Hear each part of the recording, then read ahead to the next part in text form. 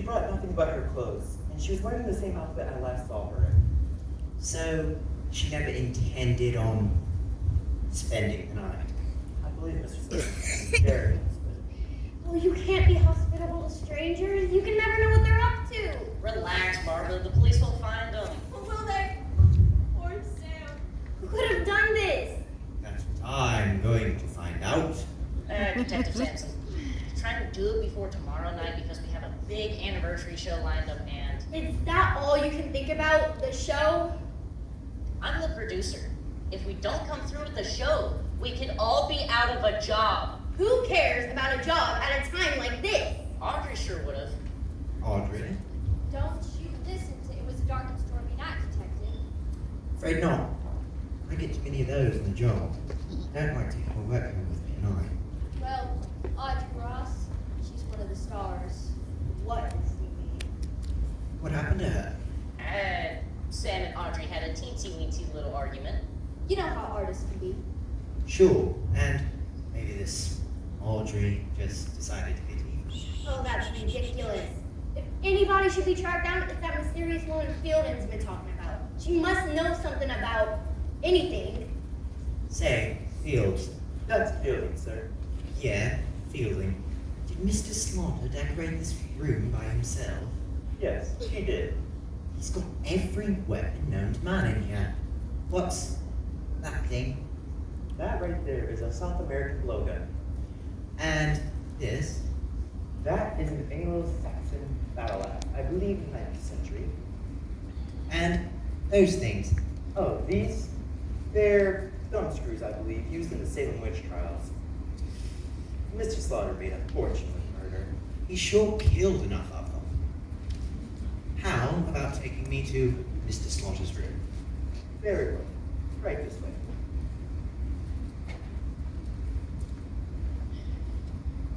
Well, this is a rotten turn of events. We'll just go on as planned, won't we?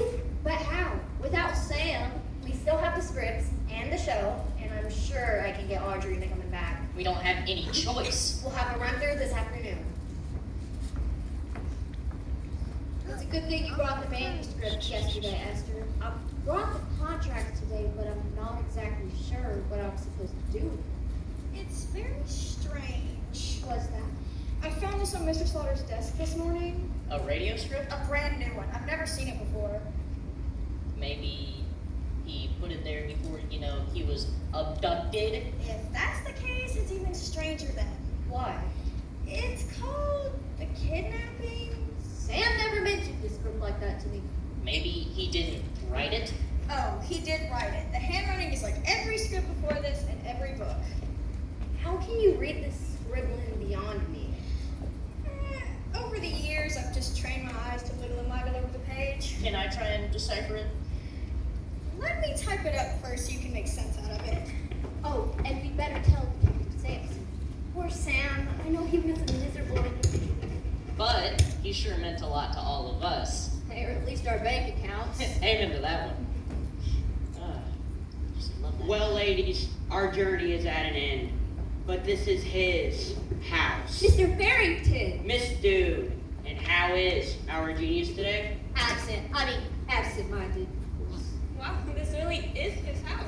Of course it is. Can't you tell from this wonderful decor? It looks just like those pictures from House Wonderful. Hey, Hillary. Quick question. What's going on? You're the guests. Isn't it silly? Why guests? Well, you see, it's all Mr. Barrington's idea. Oh, no. You see, Mr. Barrington is Sam's publisher. Now, speaking of Sam, where is he? Well, you see, Mr. Slaughter is... He's upstairs, and he's resting because he has a cold. Yes, he has a cold. Sam, a cold, you say? That just doesn't fit. Oh, but it does. Remember in Murder Before Breakfast, Sam had a very nasty bout with the flu. And with killing with kindness, he has a cold. He had a cold. How else would he have been able to lure that wretched Dr. Crunch up to his hotel and force Crunch to confess the murder of his wife? You know what, Mr. Barrington? I think you're right. These really are Mr. Slaughter's greatest fans. Since been awakened, it's like, well, reaching the top of Everest. Oh, everyone in Cedar Chest, Iowa was so excited they gave me 322 questions to ask Mr. Slaughter. That's after I get his autograph from 526 napkins from the Grilled Chicken Cafe. I'm feeling sick. Can I get you anything, Miss Prescott?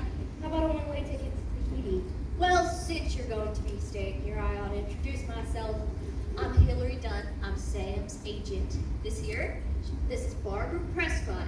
She's the director of It Was a Dark and Stormy Night. And this is Pete Wilson. He's the producer. You've all certainly come a long, long way. Yes, we have. And I'm sure the ladies, including myself, are very tired. So could someone please show us to our room so we can change and relax? Well, gosh, Pete, maybe, since Mr. Slaughter's upstairs with a cold, you should go tell him his guests are here. Why don't you do that, Pete? Why should I do it? I mean, yeah, sure.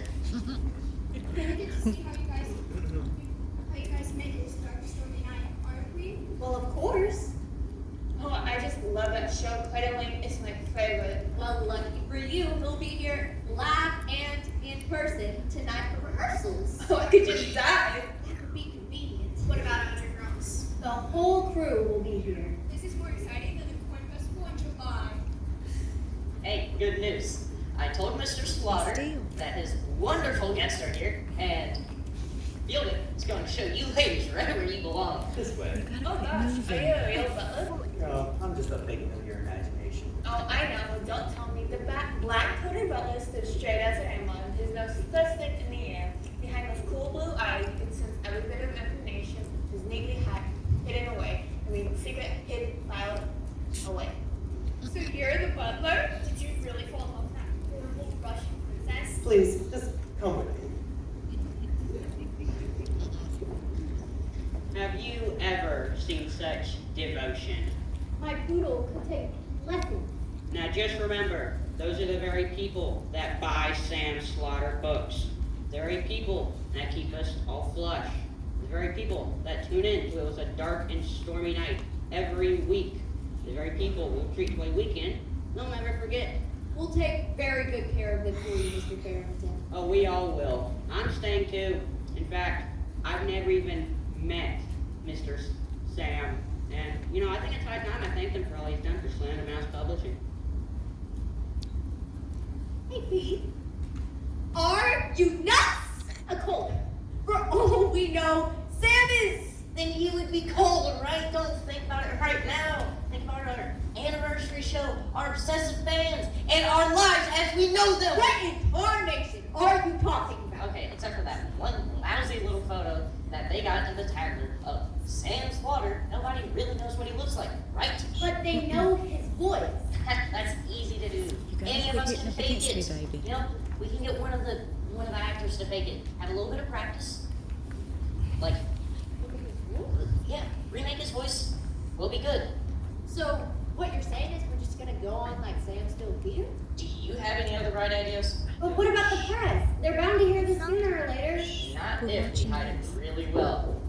So, what's the cheerleading moms do? They're contest winners, Sam Slaughter's greatest fans. Too bad. They're going to be mighty disappointed. Don't be so sure about that, Detective Sampson. Don't tell me. Mr. Slaughter called. As a matter of fact, he just did. I thought he had a cold. Oh, I couldn't tell those wonderful, terrific fans of his the truth, Detective. So, what is the truth? He doesn't know where he is. What are you talking about? It's happened before. It's a phenomenon, and people with big, powerful brains, Yeah, and they use them too much, and They overheat. yeah. And all of your brains are alright. Oh, really, Detective? It's happened before. Why, the last time Mr. Slaughter ended up on a tramp steamer bound for Bora Bora. So, you jumped ship, huh? Swam back to shore? Oh, a writer like Sam. Goodness, no. He wrote his mystery, The Body of Bora Bora beach. Well, how long before he starts remembering where he is?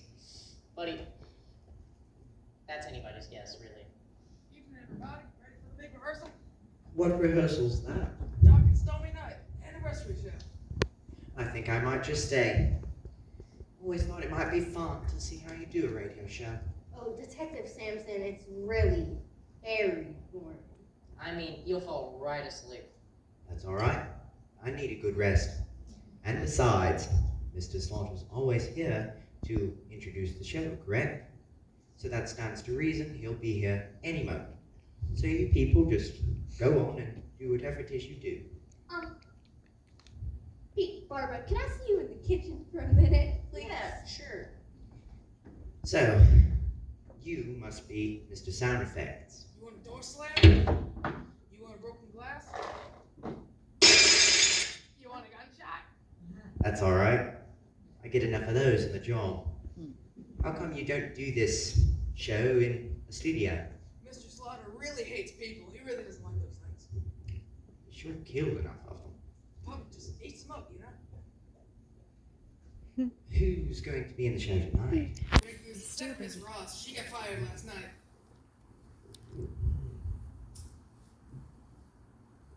Why'd she get the sack? Mr. Slaughter fired her. You know, even the Norman Department. I see you too, Mom. Gosh, are you the new leading man? I always did think they could do better than Carter Lane. Not exactly a leading man, Miss. Me, Molly, and I don't suppose you've quite ever heard of me, but after tonight, I'll be a household word. Yeah, like a floor mop broom at dusk. Look, Mr. Noisemaker, just because you're stuck behind a sound effect table doesn't mean you have to take your infrared anybody who's successful. Congratulations. Thank you. For what? That's it. It had more five-letter words in it. Why, you... Miss me. Am I to assume you are Audrey Ross's replacement? I certainly am, but who wants to know? I'm Detective Sampson. Please, what are you doing here? Just here for a little technical advice. That's all. Sam's trying to be authentic. Well, if you ask me, he has a great formula. It shouldn't change a thing. Except you. I don't know why you dragged me here, Carter. Well, we do need a few more bodies in the audience, Audrey. Think you can play that role? Why, you, Carter, take me home. He said you want to hear this. Stay here and stop your whining. Just remember, whenever Sam says goes. Good. Everybody's here for the run-through. But why am I here? There's been a change of plan. What change of plan? First, let me introduce you to Detective Sampson, City Police. Hello, everybody. I'm just here for a little technical advice. You people go on and do whatever it is you do. Ignore me, like I'm not even here. You heard the man? And we've also got some very special guests with us tonight. Sam Slaughter's greatest fans are here tonight to watch our rehearsal. So everyone, we want professional. So, where's Sam? And where's Cleo? We can't do a thing without her. I called her earlier, but nobody answered. Well, let's get down to business. Straight hot off the press with all the changes are complete, Miss Prescott. All right, thank you. I thought you people had scripts beforehand so you could practice.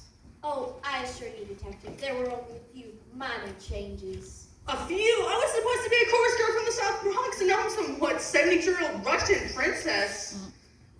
Actually, Molly, we'd like Audrey to be the Russian princess. What? Professional. The only Sam would ever stand for this would be over his dead body. Who said anything about a dead body? She got fired last night. I'm in the show. Not anymore. Let's see what Sam has to say about this.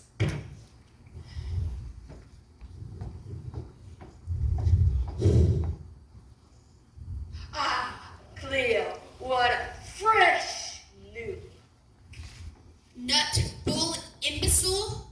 I'm sure Carter was just being funny. Not him. Some nut just jumped underneath the wheels of my car and I had to run off the road to avoid killing her.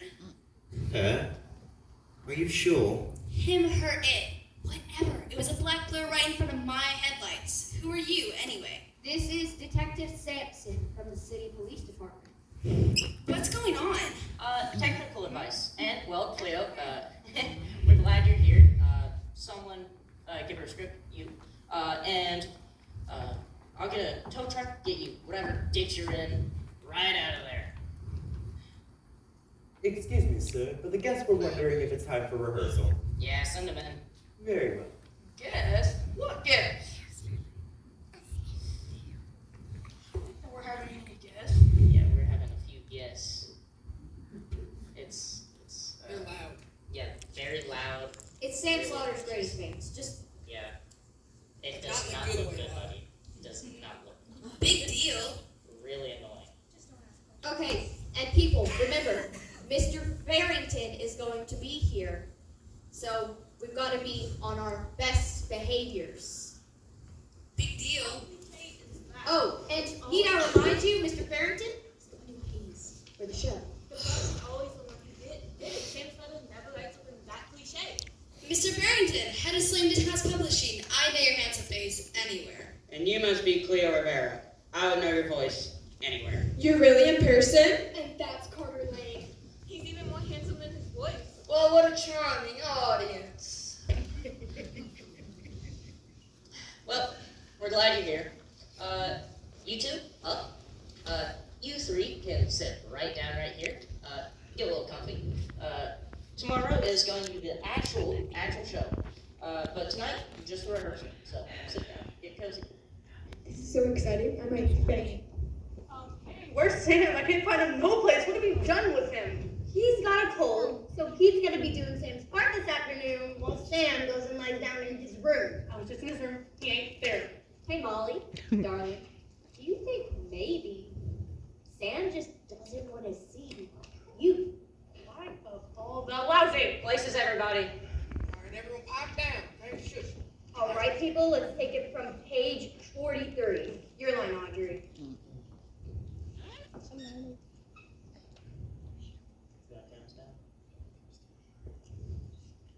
5, 4, 3. And now, gentle listeners, come with me into a world of mystery, terror, suspense. Yes, it's time again for Sam Slaughter's thrilling show. It was a dark and stormy night. But first, a message from our sponsor. Are you troubled by rats, mice, spiders, ants, any kind of pest at all? The only effective way to deal with the problem is to bump them off. That's right, kill them dead. And the best way to do that is with pest rest. Just put a few drops on a bit of bait and it's bye-bye pests. Permanently. So, why don't you buy pest rest, the poison you can get anywhere?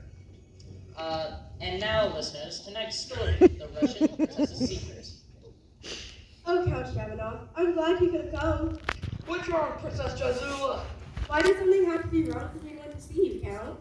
Come, our love has been long over. Perhaps it has for you. You must understand, I love another. And you didn't love me? No, you must understand, I met Alexander Demetria last summer. So I've heard. Your spies are everywhere. I can feel them breathing down my neck. But I don't care. Alexandria makes me feel like a man. And I did not? You make me feel like a puppet, always using me as your strings. Enough. I will not sit here and listen to such rantings. Come closer to me, Count. No, I must leave. But I have a secret I must tell you before you go. Why would I possibly be interested in one of your low-down secrets? Because it concerns your precious little Alexandria. There, you're wrong. My Alexandria is well hidden from all your spies. You forgot who I am. I'm the princess, and I have means at my disposal you cannot imagine. Now come closer so I may whisper my secret to you. All right, what's the secret? Do not open the wardrobe, Count. Do not open the wardrobe. You've lost your mind. Mark my words. You fool! If you think you can tempt me with such a ridiculous secret, you're sorely mistaken. Good day, Your Highness. Oh, Count Rasmussen, I don't think I should be doing this. It's all right, Marina. Your servants have all the keys. But if the princess finds out... What the princess doesn't know won't hurt her. Alright, here's the sitting room. And now, the wardrobe. Oh no, Count Rasmussen, I'll be sent to prison for this. Trust me, those Now unlook it! Oh dear. Unlook it!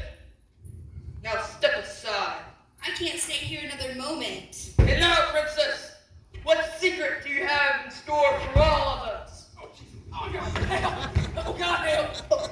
Isn't this exciting? They make it seem so real. Excellent, folks. She's actually dead! She's been strangled. And I know that scarf anywhere, it's hers. Now wait a minute. Everybody stand back. Detective, Yeah? can I please put it down? I'm afraid you're right. She's been strangled. Well, I do believe she is. But who is she? This isn't a part of the show? Afraid not. This is a real murder. I've got to get out of here. Yeah, I'm not staying in the same room with a killer. Nobody's going anywhere. Why do I get the feeling that everybody knows something, but they're just not telling me?